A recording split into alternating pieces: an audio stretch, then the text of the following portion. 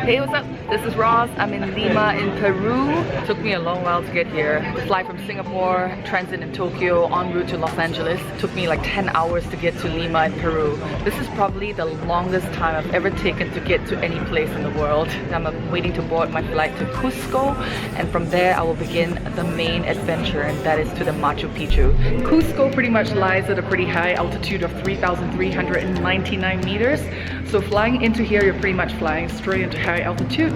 Now there are many ways to combat altitude sickness, and one of them, believed by the locals, is to consume coca leaf tea. Coca leaf is pretty much the leaf upon which cocaine is made from, but the quantities are so nominal that you don't even get the effect of cocaine, so it's 100% safe to drink. So the hotel I live in has free flow coca tea at the lobby. Alright, so I'm on the way to the Sacred Valley. This is my ride for the day. That's Wilson. Wilson Waracha. Waracha. Weather's looking pretty good. Not taking any chances though.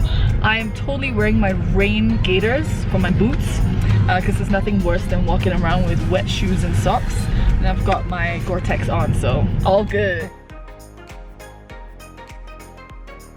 So as you can see behind me is the city of CUSCO in Peru. It's so quaint. Look at that. So I'm in a quaint little village of CHINCHERO right now. This village is often overlooked by people traveling to the Sacred Valley, but I think it's worth a stopover.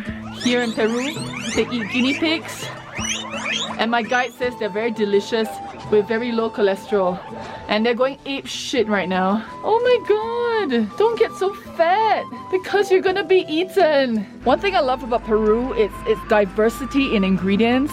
There are like, how many different kinds of potatoes? About 3,000 types. And this is like probably the weirdest potato I've ever seen. It looks like when you don't have enough fluid in your system and your shit comes out lumpy. And also like the different kinds of corn as well. This is an alpaca, and here's another one. He's a bit shy. Hey! There are like all these wools for sale and a lot of woven fabrics here. So if you're interested, take home a souvenir, this is the spot. This is a dyeing ceremony happening right now. The Peruvians are excellent at making dyes and embroidery and cloth, and all these dyes are natural. Whatever you see next to the yarn is where the color was from. So I just discovered in the village of Chincheros, nobody has gray hair because of this root called Sactana. And Sactana is a natural detergent. You can use it to wash anything, including your hair. And she says she has got no gray hair because of Sactana. Look at how beautiful she is. It's a natural shampoo. It's an Inca shampoo. This is what the shampoo looks like. Inca shampoo. Inca shampoo, and this is what you wash the wool with. Yeah, and baby alpaca is very dirty because they don't ever take a shower. So they wash all the hair. Look at that before and after. Wow. Oh my god, the shampoo works. So I'm checking out some weaving techniques. It's amazing that these women weave the patterns by memory, and these patterns are passed down from generation to generation, and they use a certain weaving tool, this bone. So can you guess what bone this is? I thought it was llama or maybe alpaca, but it's, guys, it's human bones. So the question now is, whose bone was it? It's human bone. It's a tourist bone, didn't buy anything. Bone of a tourist who didn't buy anything. Okay, I better fucking buy something here. Great sense of humor you have. Llama bone? Oh man, she lied to me. It's actually llama bone. Here I am in the Sacred Valley. That's the Andean mountain range behind me. Now the thing about the Sacred Valley is there's so many ruins to check out. I, for one, am not too bothered. And I feel like unless you're doing a documentary on ruins or you have this strange connection or desire to be around old buildings, I say you don't quite have to do every single ruin. To get to the Sacred Valley, there are a few ways. Now, if you're on a budget, of course, you can take a public bus from CUSCO, and then when you get to the Sacred Valley, you can kind of book a local taxi, which is way cheaper. I don't have much time here, so I've opted to book a private taxi. Now, this is way cheaper than a private tour. What you get is basically a car and a driver. They're gonna take you all around, like where you want to go. And then along the way, you'll see beautiful scenery like this one. Oh, it's unreal. So I'm here at the Maras salt mine. It's all brown like Milo, and this is pretty much what happens during the rainy months because the rain pretty much beat down on the salt ponds, causing the mud to kind of stir up and create this brown color. But if you come here during the dry season, this whole plain will be white, which is kind of beautiful. But I also see beauty in this. Now this is a very ancient method of mining for salt. Pretty much like tiny little pools of salted water are left to evaporate, leaving behind only salt. As you can see, some of the ponds have salt in them. This is pretty much how the Incas did it back in those days. So the Maras salt mines are a bit of an off the beaten path location, so there are not as many tourists here as all the other popular ruins. You can totally get a shot without anyone in the background. You know what? It's so unnecessary to book a tour to do the salt mines. If you come here and you stick close enough to a tour group, you can hear everything. Okay, it's a really windy day. I'm here at Morai. As you can see behind me, the terraces is like a shape of a bowl and pretty much modeled like a Roman Colosseum with all the steps. Now it's believed that the Incas used this site as an agricultural experimentation lab of sorts. From the top to the bottom, there's a drop of temperature of 15 degrees Celsius. Now because of the drop in microtemperatures, the Incas could use different levels to test out vegetation and how they grow at different altitudes. Pretty ingenious if you ask me. It's so Instagrammable. Alright, I'm here at San Pedro Market and the start of my food tour, and I'm walking down a juice aisle. Now the juices here are pretty unique because they really blend all sorts of fruits. We're not talking about the basic 3 or 5 fruits that you get in your blended stuff. You get all that. So behind me is the chorizo counter. They make it fresh every morning with all the fresh spices and then stuff it into sausages. You can't get any fresher than that. Oh my god, it smells so good! For those of you who are fans of alpaca, I have some news for you. This right here is a very delicious snack known as alpaca jersey. Some Peruvian fruits here.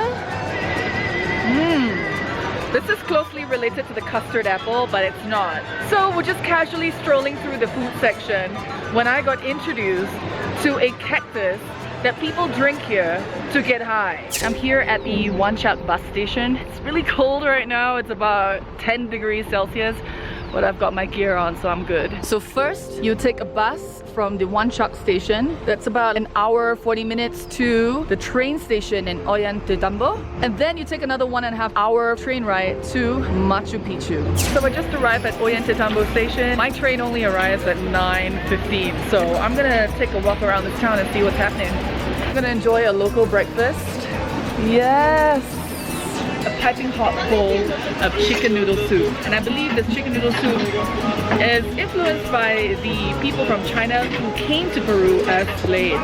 I'm going to be adding some lime and some chili. Oh. What a strand of hair, but it's okay.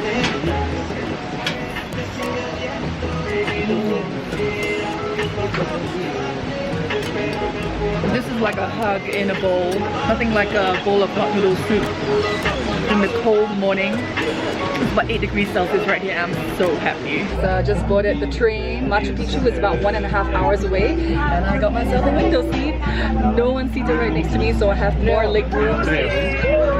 This is pretty dope because you get an almost 180 view of the landscapes as we travel to Machu Picchu. Okay, I rejoiced too soon.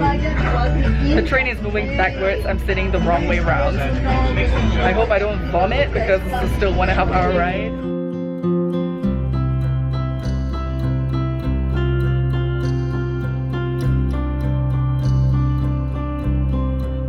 Alright guys, the Machu Picchu. A sacred stone city perched high up in the mountains between 2 tall Andean peaks. Why the Inca built it and why did they hurriedly abandon it?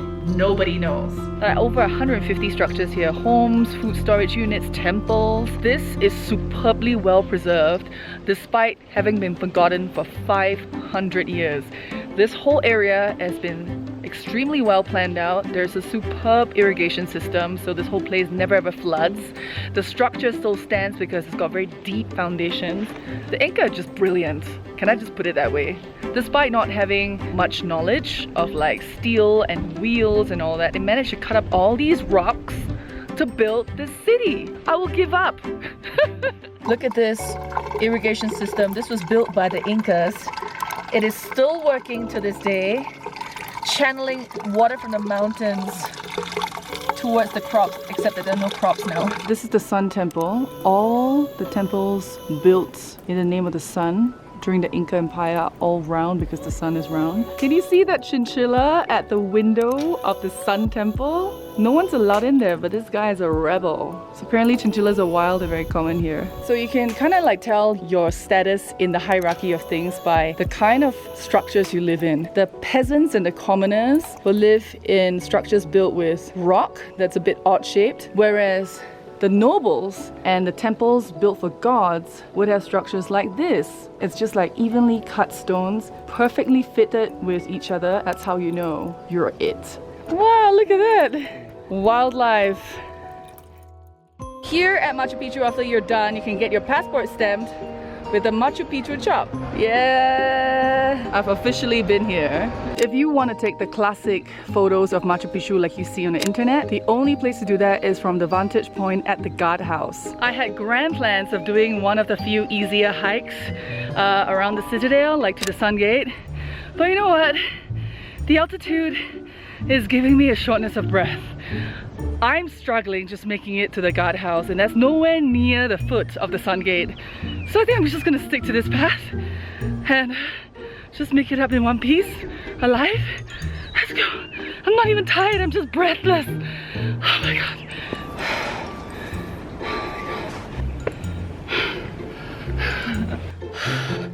Fuck. At last. We get to the first viewing platform.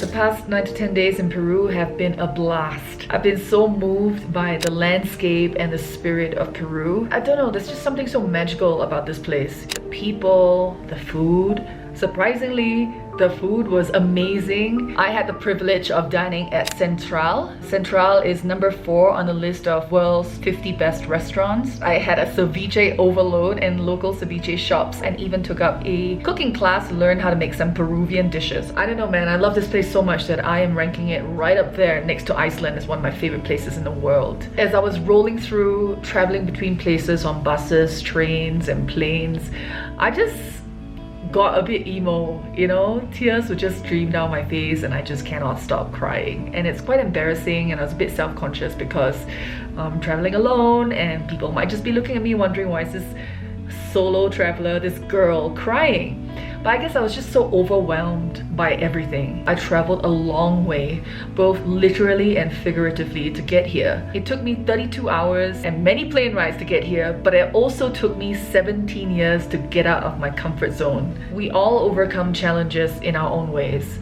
Some people conquer mountains, save lives, better the world. As for me, the challenges I've overcome have more to do with personal growth and learning to love myself. I think this is something that not many people do enough of. And I came across this quote that said, hey, one day you're gonna be dead way longer than you've ever been alive. And that woke me up. I was like, okay, I have to start living my life for me, on my terms. So I barely scraped the surface of what Peru has to offer in the mere 10 days that I was here. But I'll definitely be back. But for now though, onward to Bolivia. I'll see you there.